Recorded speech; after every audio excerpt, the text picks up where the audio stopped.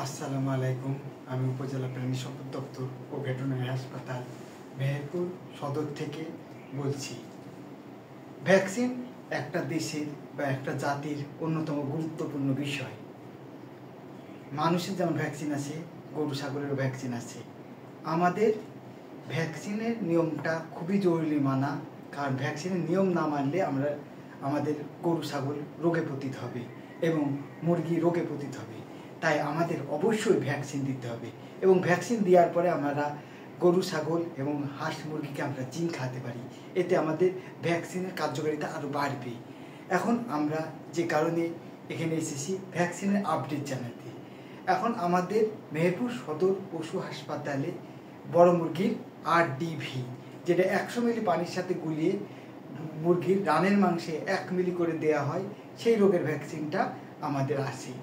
যদি আপনার distil water না থাকে তাহলে আপনি পানিকে গরম করে ঠান্ডা করে 100 মিলি পানির সাথে গুলিয়ে এই অ্যাম্পলটা 100 মিলি পানির সাথে গুলিয়ে 1 মিলি করে রানের মাংসে দিতে পারবেন। রানীক্ষেত রোগের লক্ষণ হলো মুরগি চুন হাঁকবে, ঘর ঘর করবে এবং মুরগি ঝিমাবে।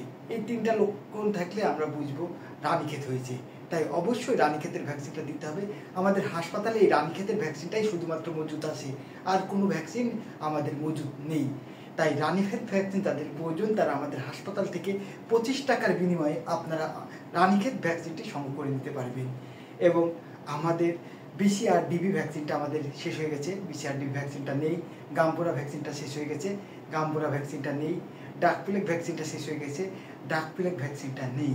তাই আপনারা এই ভিডিওটা যত বেশি শেয়ার করবেন তত বেশি মানুষের উপকার হবে, কারণ তারা জানতে পারবে কোন ভ্যাকসিন হাসপাতালে আসে আর কোন ভ্যাকসিন নেই। তাই অযথা হাসপাতালে তাদের আসতে হবে না, তাদের অনেক টাকা ভাড়া বেশি যাবে এবং তাদের সময় বেশি যাবে। তাই আমি অনুরোধ করবো ভিডিওটা শেয়ার করে এখন হাসপাতালে কী কী ভ্যাকসিন মজুদ আছে তার আপডেট তাদের জানতে সাহায্য করার জন্য আপনাদের অনুরোধ করলাম।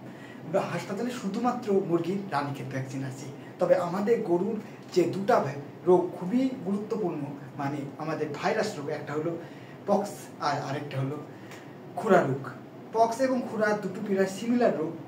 খুরা হলে পায়ে পোকা হয়, মুখ দিয়ে লালা পড়ে, আর পক্স হলে গায়ে গুটি হয়। যেহেতু দুটি ভাইরাস রোগ হলে ছোঁয়াচি, পক্স যেমন ছোঁয়াচি খুরাও তেমন ছোঁয়াচি।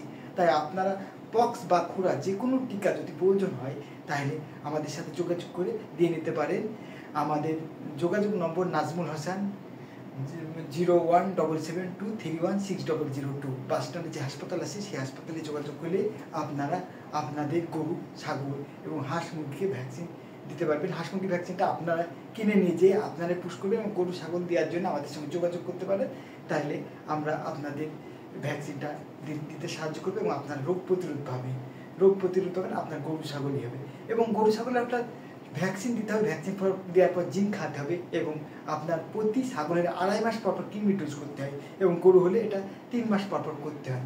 এবং সবগুলোই খুবই গুরুত্বপূর্ণ, কারণ একটা প্রাণী পুষতে গেলে প্রাণীকে যত্ন নিতে হবে। যত্ন না নিলে আপনি লাভবান হবে না। কোনো কিছু যত্নই বেশি থাকে, তাকে অযত্ন করলে কোনো জিনিসই থাকে না।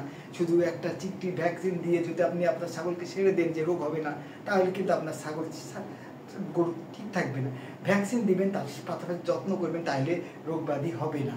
কারণ ভ্যাকসিনটা দেওয়াই হয়েছে আপনার গরু ছাগল হাঁস মুরগি রোগ প্রতিরোধ করা।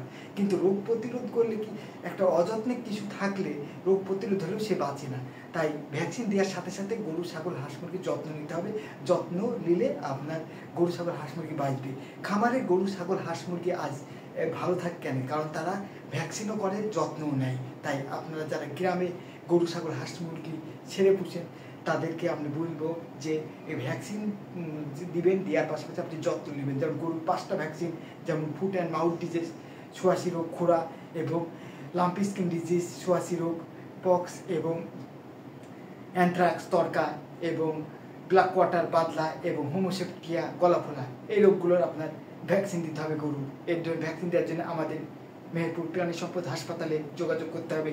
এবং মুরগির BCRDB, RDB, গাম্বুরা, foul pox, fowl cholera, এইসব ভ্যাকসিন আপনাকে করতে হবে। এইসব ভ্যাকসিন যখন করবেন আপনার হাঁস মুরগি সুস্থ থাকবে এবং আপনিও মানসিকভাবে শান্তি পাবেন, মানসিকভাবে শান্তি থাকবেন, আপনিও এইসব পশুপালন করে লাভবান হবেন।